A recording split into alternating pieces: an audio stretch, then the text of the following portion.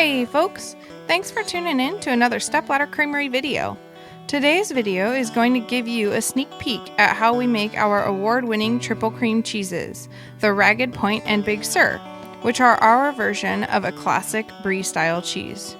In this video, you will get to see a step-by-step process of how our hard-working crew makes these deliciously creamy little buttons.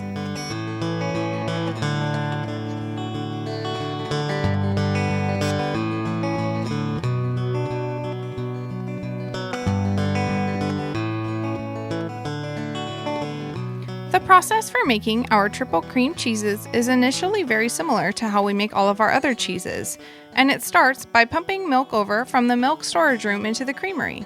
The Ragged Point is made entirely of cow's milk, while the Big Sur is a blend of both goat and cow's milk, though both will actually get an infusion of pure cow's milk cream into the milk supply, which is what gives these cheeses their delicious creamy goodness.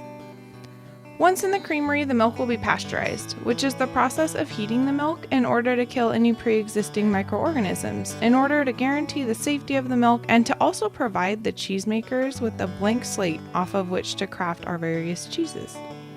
After the milk has cooled following pasteurization, we add the cultures that will add flavor and texture to the cheese, and this is one of the main differences between triple cream cheeses and all of our other cheeses. While all the cheeses made at Stepladder Ranch will receive a bacterial culture, the Big Sur and Ragged Point will also receive a fungal culture, which is responsible for the unique rind and flavoring that is characteristic to a traditional triple cream style cheese. After the cultures are added and given some time to do their magic in the milk, Rena is added, which is an enzyme that coagulates the solid curds and separates them from the liquid whey. Then, after another waiting period, our cheesemaker Robin will sanitize his hands in a food-safe sanitizer before he reaches into the vat to check the break on the curds, which is how Robin tests the consistency to make sure that the curds are ready for cutting. He then proceeds with a quick hand cut of the curds with this metal harp, making sure the curds are separated from the sides and bottom of the vat before the machine cut. Now Robin will attach the 3 metal harps to the vat's machine arms, which slowly rotate to gently cut all of the curds to a uniform size. At this point, the curds are ready to be poured into the molds that will form them into their distinctive little buttons. After detaching all of the equipment associated with cutting the curds, Robin will come in and begin scooping the curds and whey from the vat and into the molds that are prepared for forming the buttons. These molds have a metal tray on top that helps direct the curds into the cups, which have holes in the bottom that allow the whey to drain out, leaving only the compacted curds. Robin returns over and over again to the vat, bringing the curds to the molds, where his assistants, Harley and Roberto, direct the curds into the cups. After all the curds have been poured into the molds, the trays are stacked and left to drain the remaining whey, which will take about 24 hours until the curds have compacted and formed into their distinctive little wheels, which we call buttons. Now the cheeses are ready for the final step before aging, adding the salt. First, the trays that formed the cheeses will be slammed down onto a table to release the buttons from the molds. And this is where the process for Ragged Point and Big Sur will differ. After being released from the molds, the Ragged Point buttons will be salted, first with a shaker for the tops and bottoms of the buttons, and then with a quick roll to coat the sides. This same process will also happen for the Big Sur, with the minor difference that Big Sur will also get a coating of ash in addition to the salt. Wait, did I say ash? Yep, sure did.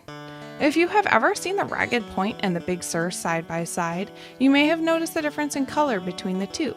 That is because the Big Sur is coated in a thin layer of vegetable ash along with the salt before aging, which, odd as it may sound, serves the valuable purpose of neutralizing the acidity of the rind in order to help the cultures within the cheese flourish.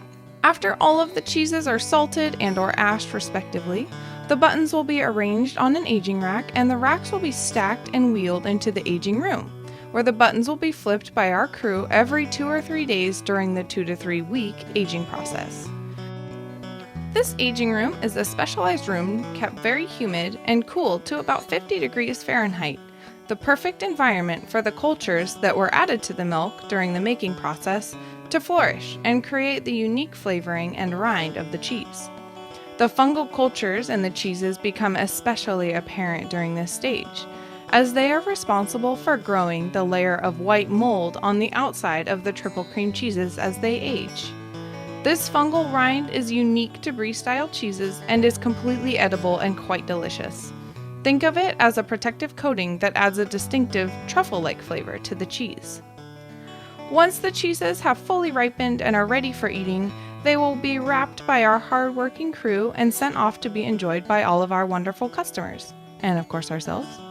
If you would like to try one or both of these little buttons for yourself, you can find them at any of our farmers markets throughout the coast or on our website at stepladdercreamery.com. Well, that's it for now. Thanks for tuning in to another Stepladder Creamery video to learn how we make our delicious triple cream cheeses. Hoping you're all staying safe and happy and healthy out there. Until we see you next time, ciao.